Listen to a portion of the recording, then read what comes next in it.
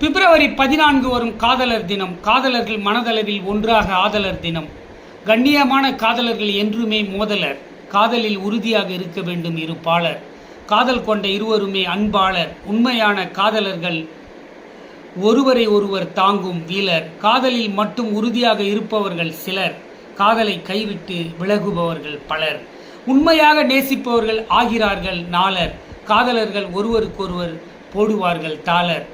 காதலர் தினத்தன்று காதலர்கள் உற்சாகத்தில் துள்ளர். காதலர்கள் பரிசை பகிர்ந்தளிப்பதில் வல்லர். காதலர்கள் அன்பால் நிலைத்து நிற்கும் பில்லர். காதல் வந்தால் காதலர்கள் ஆகிறார்கள் தில்லர். காதலர்கள் ஓடிப்போய் திருமணம் செய்தால் தில்லர். காதலர்கள் இருக்க வேண்டும் நல்ல உள்ளர். காதலர்கள் என்றுமே வேறொருவர் அல்லர். காதலர் தினத்தை கொண்டாடுகிறார்கள் நல்லர். காதலர்கள் என்றுமே தனித்துவமாக நில்லர் என்று காதலர் தின கவிதை தொகுப்பை வாசித்து முடிக்கிறேன்.